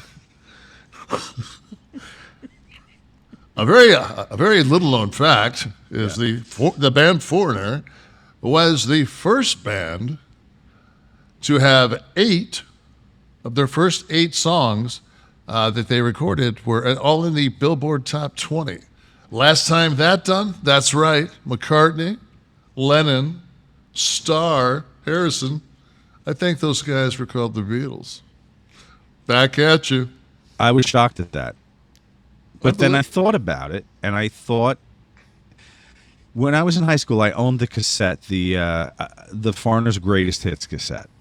Right. And I didn't own any. I know, I'm a poser fan, right? Because you're supposed to have the album, you know. But I had the greatest hits. Whether they're 10, 12 songs on it or whatever, every one of them was early first or second album Foreigner and certified hits. They did not squeeze anything. Oh, right. In there. No, it was. So I kind of get it. I guess I kind of see that now. But I am surprised. If you said what band did, I don't think I would have picked Foreigner. No, I wouldn't have either. I did some research, and I have to throw this guy in my personal. It's Paul Rogers, who was the first lead guy from Bad Company. Yeah. Just because in a car by myself, I can sing pretty close to that. I can kind of get in there and feel like I. Please let us hear this. Let him get high enough one night when we record. I was born. Are we close? Six gun. Anything kicking in yet? Where we can get... Bad Company. I'm good. So for some contemporary, We could have Anthony Hopkins sing Bad Company. That would be interesting. Bad Company. Fuck you. How about I'm struggling with some of these newer ones here. Okay, how about who I gotta say, Hunter Young of Mood Ring, no question. You agree with me? Yeah. Yeah. Gotta be. This is all music I hear in my home. Alex Sassy, Rat Stick, up there. Is there some of our boys? Yeah. Up there. Tatiana Shamalylik of Ginger. She's Ukrainian, but one of the coastal cities. Yeah. She actually she sings in the summer times in a lot of the coastal Czech cities. Right. See, I don't know any of these fucking people I just said. Tristan sent me this before. His selections for he gave me by decade. He was very kind of OCD about here's the 90s, here's the 2000s, here's the 2010s, when we got to 2020. There's more that I didn't read because I can't pronounce them, but I don't know who the hell we were talking about. So anyone out there, if any of that resonated with you, then Keith Buckley's on there. Keith's a friend of ours. Where's that? Keith Buckley's not. He used to be with the band Every Time I Die. Every Time I Die, 2010. He's solo now, and then. Well, you know what? Queens of the Stone Age. Tristan sent me here. Josh Homo. What is he? Home.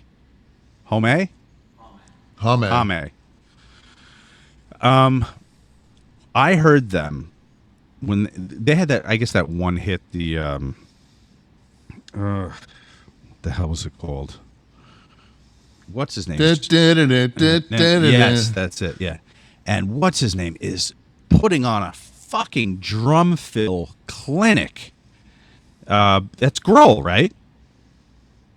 Yeah, that's on the drums, right? Yeah, that's Grohl. Holy shit! I saw them. They were doing like a spot on Conan or something like that. And it was a time, 2010. Some of the music was starting to sound the same. I was stopped and I watched the whole fucking thing. I went and legally downloaded that music the next day. Ferocious, but again, no. What happened to them? It's just. I don't know, does anyone last anymore? Are we gonna have any groups that are around for 50 years anymore? I just watched when Guns N' Roses, like when Axl walked, and what the fuck was the name of the band? They ended up with Scott Weiland. Scott Weiland came along. Stone Temple Pilots. Stone Temple Pilots, but what was the name of the it was Scott Weiland. Yeah, Velvet Underground. Velvet Revolver. Velvet Revolver, right. Yeah, Velvet Revolver. Velvet Underground was Lou Reed, right? Yeah. Said, hey, babe, take a walk on the wild side. And the dildo came through the window. Do. Solo act. Solo act, Lou Reed. Solo. I can't put him there. Henry Rollins solo act. Solo, right? Yeah. Solo. Iced tea? Iced tea. So listen, anyone we missed, anyone out there, you can certainly post them. We want you to share this stuff too. The show is about you and us. And there's a reason why everybody knows the words to Dynamo Hum. So we got to put Zapp in there. Oh, Frank Zappa. Oh, you also mentioned Bowie earlier, didn't you? Oh, fuck yeah, Bowie's strong. But solo. Bowie just continually just fucking reinvented himself. Every 5 years. Who were the front men for the famous wrestling factions? Okay, NWO. Who was the front man? Hogan would have to be considered the front Hogan, man. right? DX. Was it Shawn? Shawn, right? Shawn, but then Shawn got but Shawn. I would say Shawn at the start, yeah. Horseman, Nash. Horseman. Has to be, not Nash. Flair, I mean. I called you fucking Flair. Hey, I'll take it. The Dungeon of Doom. I would have said Sullivan, but when the Yeti was plowing Hogan from behind, that had a very David Bowie kind of feel to it. So I might go Yeti. Kind of a Ziggy. Ziggy play guitar. Why the Yeti fucked you from behind in the spiders from Mars. Dom, you got plenty of things you can cut for this week's social media posts. Oh, he God. played his guitar.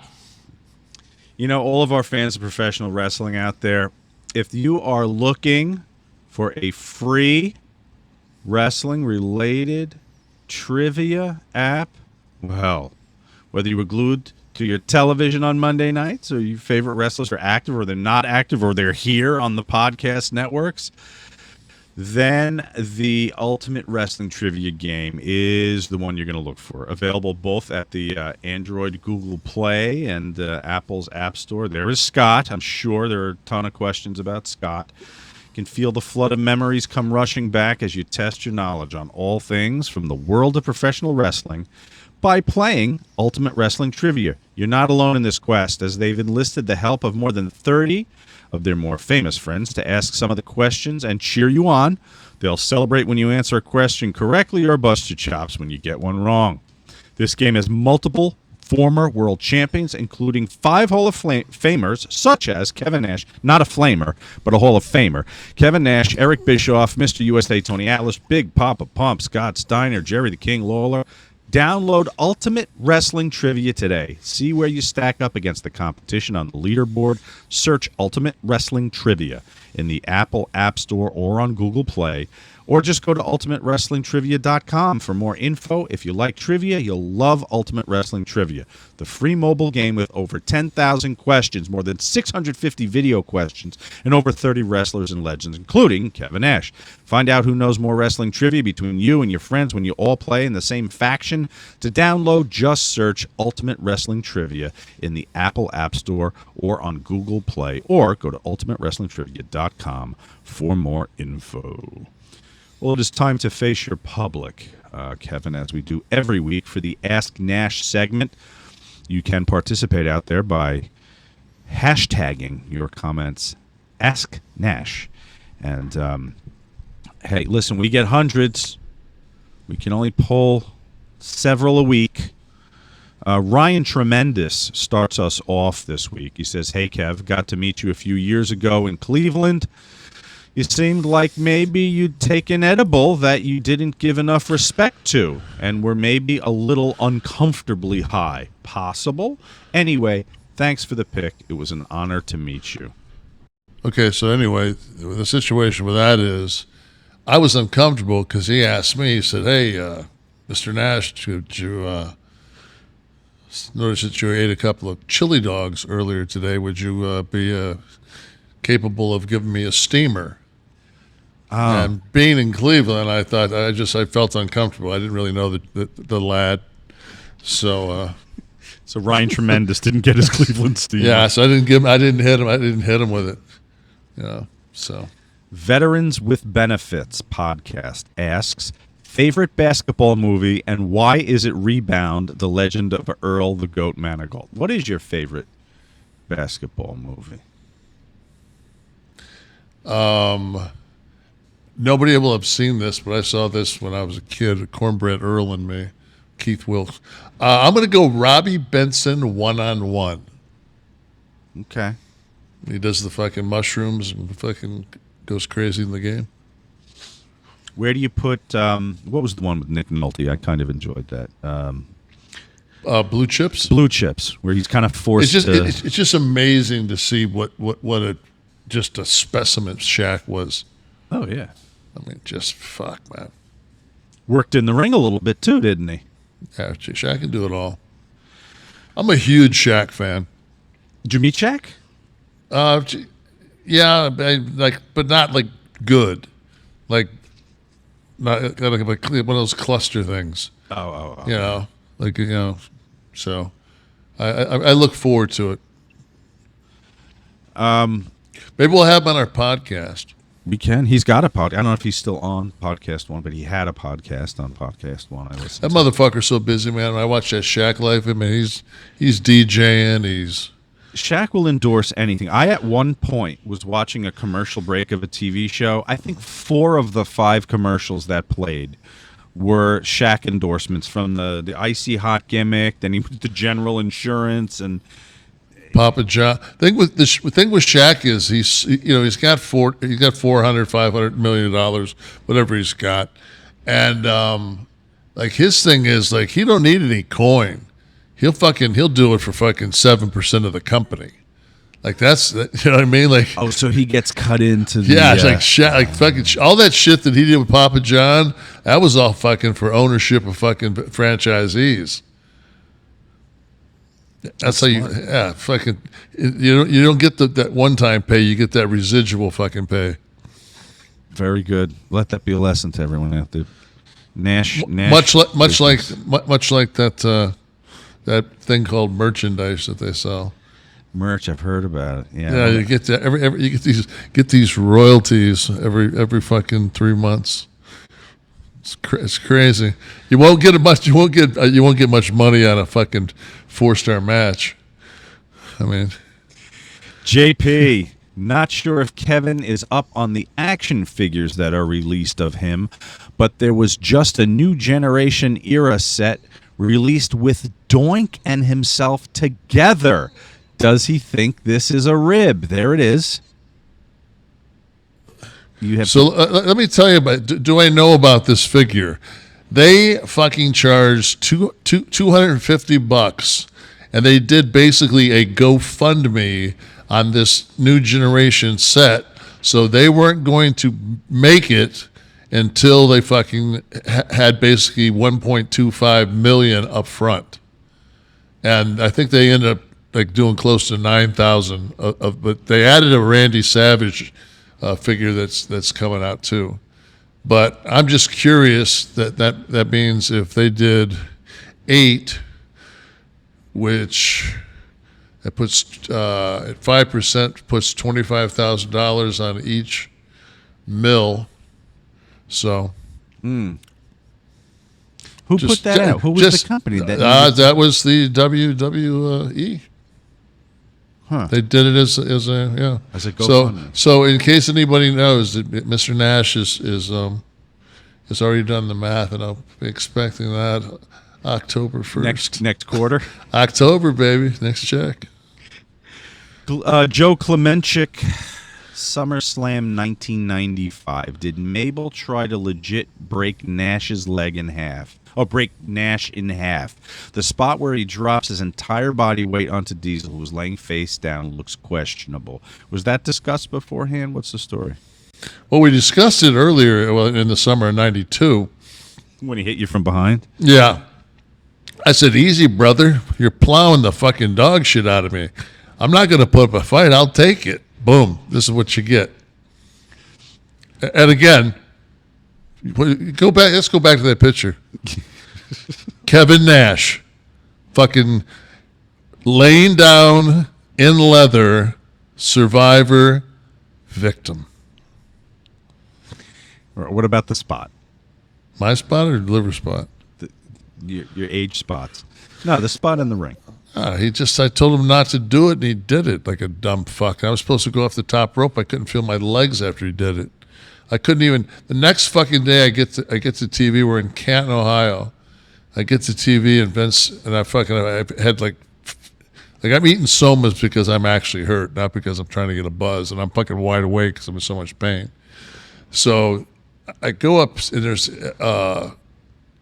like a training table in the Canton Civic Center, some fucking shithole we're running, and for TV, and I laid on it on my back, and then it was like, fuck, man, I couldn't, like, once I laid on it after getting out of the car, and of course back then there was no trainers, you couldn't have got a hydroculator pad for a fucking $1 billion, and so he gave me Vince actually gave me the night off.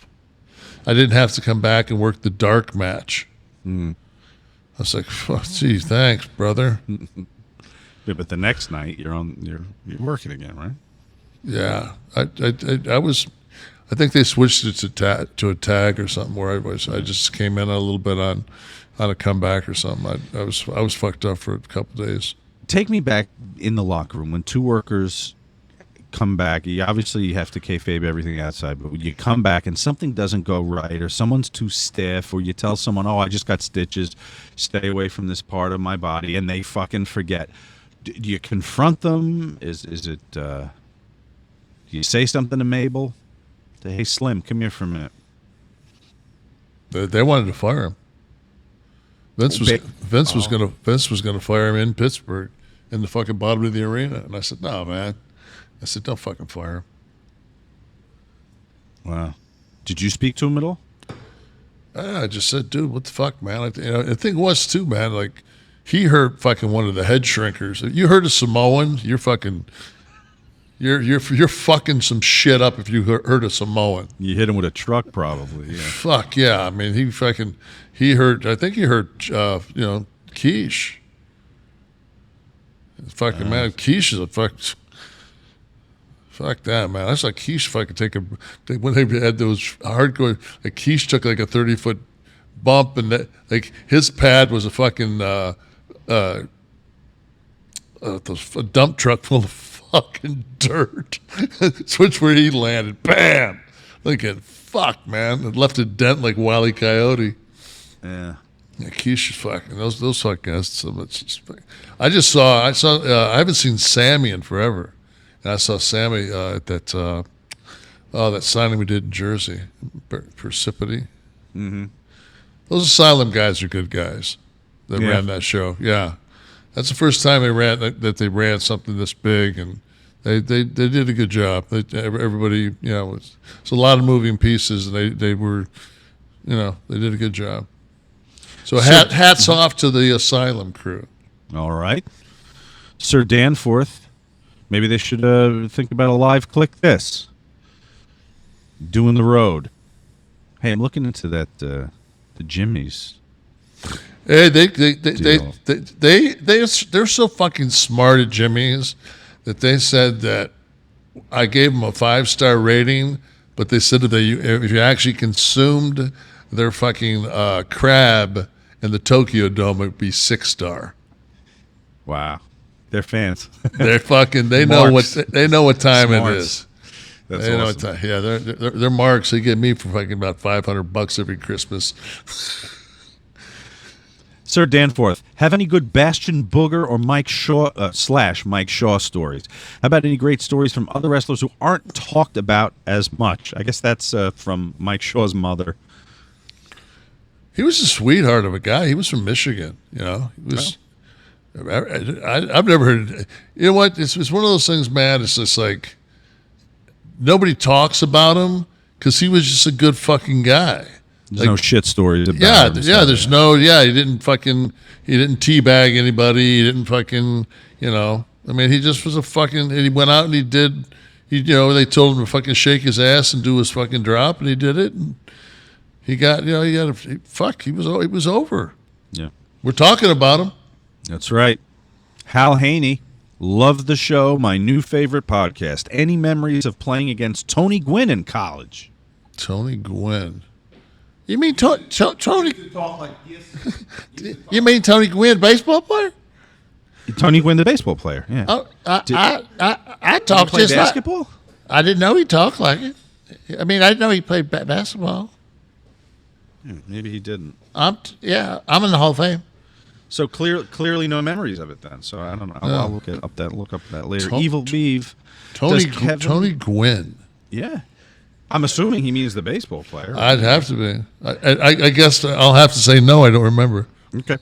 Evil Beeve. Does Kevin get along with his neighbors, and does he engage in small talk with them? My neighbors today. He decided he was going to build his own fence around his property, and he likes my fence because it's block and it's got these fucking structural posts, and people that do that for a living came out and fucking did that. And he did it on his own. He's doing it on his own. I mean, it's like watching the fucking the pyramids being built across. It's like mother. And I got I go by today, and I swear to God, it has rained every fucking day this month. It's the wettest, and we're still 9 inches fucking short. I'm saying fucking they're measuring that fucking that rainfall by the crack of the fucking ass. Yeah, going all the way back. Yeah, like there's no fucking way we're 9 inches short on rain, because my fucking ass is starting to look like fucking. I mean, like I'm starting to look like Jonathan fucking or Edgar Winters. Fucking, I'm so fucking white. Jeez. So how's your neighbor's fence coming? Is it sinking? No, I looked at him today, and he said, I can't get this done because I can't get a break with the fucking weather. Oh, he can't work because I'm saying, motherfucker, it's like I watched him put my fucking fence up. There were 8 motherfuckers out there. It's not a one-man job. Why doesn't he just hire somebody? He's one of those guys that likes to do it all himself. Yeah, he's older than me. He's probably, this is like, he told his wife, when I finish this fence, I'm going to die. So he's just really taking his fucking time. I hope he's not. I hope he doesn't watch my podcast. Yeah, who's the age group is not big on the podcast. I mean, you have a young son, so yeah. Right. Now, what do you have near you? You have other athletes near you at all, or who's like? You know what? I couldn't tell you. I mean, besides my wife and my son, we have 2 couples that live kind of like on the peninsula that we hang out with. Like we'll go to dinner with them or hang out at their house or have like a Super Bowl party with or something like that. So, but you don't like run into any other workers live down there? In that part of the no. Okay. No. Ant Honey 85. Kayfabe Sean, please at least ask Nash to comment on the Ravioli interview. It's so funny and disrespectful, but like the best thing ever. Perfectly Nash. Like, how was he at the time? Did he like the ravioli? Was this, you did an interview while you were eating ravioli, I guess? Yeah, I talked about Kelly giving me a Frankensteiner the whole time. Who was the company? Do you remember who interviewed it? I'll look for it. I mean, number one, he was like somebody that I actually had sat and had a beer, and like it wasn't like somebody off the street and I just fucking magooed him. It was, I knew the guy, and it was one of those things where I was in between doing things, and I was on the road. There you go. Fucking with that badass fucking LeBron James fucking top and bottom. I think that's like LeBron ones right there. See the little fucking niche of fucking Cavaliers fucking color there on the neck. So, but unless my interview was about ravioli, I would never roll camera. Look how fucking jacked I was. Fuck, man. I must have been on ravioli. Fucking put extra 30 pounds on me. Like, I mean, how much ravioli could you eat? Like, probably 10 minutes after this ravioli, you would have been done eating, and then I could have an interview with you. This is ridiculous that you roll camera when someone's eating the ravioli. Yeah, but I just got done signing at this fucking place I'm at, They made me this fucking food. I'm getting in a fucking van and going to another signing. So you have to get it now. Catch me here, and I'm trying to be a gentleman and not talk with my mouth full. Yeah, well, that's impossible because you have to get in the van. You've got to fucking eat. And the thing is, too, like I get out. That was a nope. I saw that. It was nope was the answer. I'm waiting for the van. I'm like, where the fuck you guys park this motherfucker? And the guy looks at me just down by the river. I said, oh. This is great. You know, some week you have to cook a little something up over there and eat through the whole eat through the whole podcast. show. Yeah. Well, I'm trying to think. I could probably eat sushi. Would probably be the only thing I could eat. Look how small! Like I fucking look like Andre with that can in my hand. Pull that can back up. Fucking jeez, I look like fucking looks like Andre. Where's the can? Disappeared. It fucking disappeared in 4 sausage links. Look at that. There they are. Look at fucking Andre. Fucking more ravioli. Oh God. You know what? I always thought that fucking. Look at you cutting the promo to the camera as you take another bite. Fucking, and I obviously was not this summer because I'm either tan or fucking my blood pressure's through the roof. I'm so fucking jacked. Right. That's the only difference between this summer and that video would be the tan, Kev. Just, I mean, that you were worried. That's the only thing you'd have to. Yeah. Well, like I said, you know. When your dad passes at 36 and you're fucking 63, man, you fucking you keep knocking them off that fucking green monster and fucking I'll take that stand up double every day. All right, don't invoke Bob for this. Fist cover. Question for Kev. You and Steve Austin had a conversation on his podcast where both of you talked about owning 90s model Ford Broncos. Are you a fan of the current Ford Bronco? Are there any modern day SUVs you are a fan of? Thanks, Dan. Oh, okay. Steve and I both still have our Broncos. It's funny, like I had a bunch of shit wrong with it. Just little things, timing, plugs. Had to get my air conditioning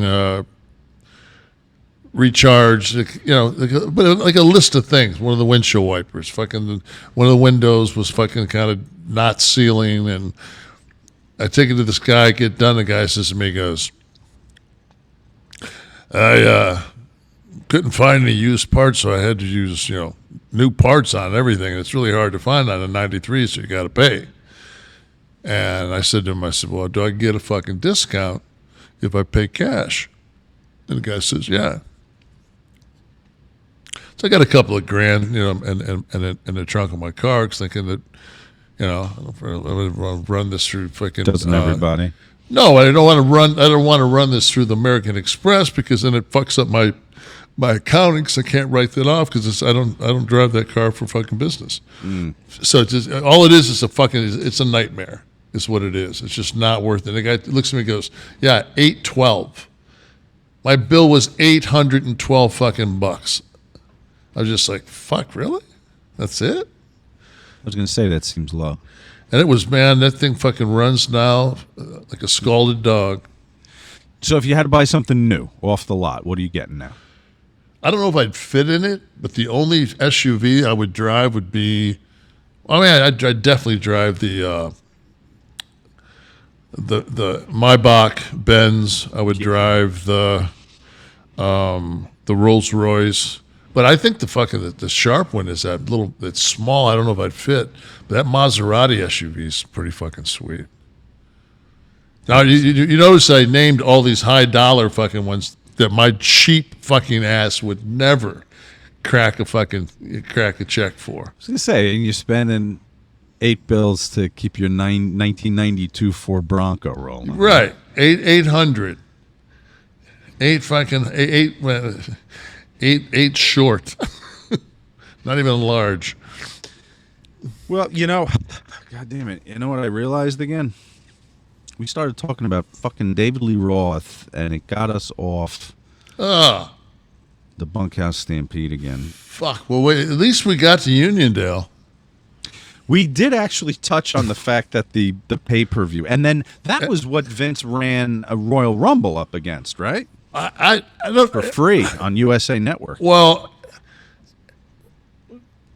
we got a good basis. We know it's in Uniondale. We know it's a shit fucking house. So we got that going for us. Next week we'll get to the matches, obviously, right? We'll yeah. cover the in-ring action. Yeah. Oh, listen, I'm so tired. I'm so tired of fucking re-examining and looking up my facts for this thing. So I'm spot on that it's. I've just got to get this knowledge out of my brain because, I mean, that fucking North American Championship match, which wasn't around very long, is really fucking. It's eating at my synapses. was that the Barry Windham? I'm not going to go into it. We have to wait. All right, we'll cover it next week. I have a feeling. you're having a feeling Zabisco might have got that. I don't know. You're in a you've added this knowledge now, so you're kind of like an expert. You're well steeped in the Bunkhouse I Stampede. could probably start like really looking at matches and giving them my like opinions, but I'm going to do it like a wine spectator. I'm not going to give it 3 stars or 5 stars. I'm going to give it like a 71. Right. Dry, boring with a bunch of fucking vanilla midget spots. I was going to say you do not want a 71 if you're a producer No. of wine. Yeah. No. Well, I will tell everyone listening that Kliq This is a production of Butch and Sundance Media, produced in association with Podcast Heat, producer Steve Kaufman, graphics by Dominic D'Angelo, title sequence up front by Wesley Burleson, theme song by Dale Oliver, technical research by Tristan Nash. And anything you want to know about 2020 bands, you should reach out to Tristan Nash. I don't know what He's got it covered. Copyright 2022, Butch and Sundance Media. Hey, Kev, next week, what do you think about doing another show? I think I'm going to get angry at some point in the middle of Manhattan and want to fight you in a stable. That's right. We're going to round up all the ranch hands. Yes. In Times Square. Especially now that you're not allowed to have any handguns in Times Square. So, Do it. all fists.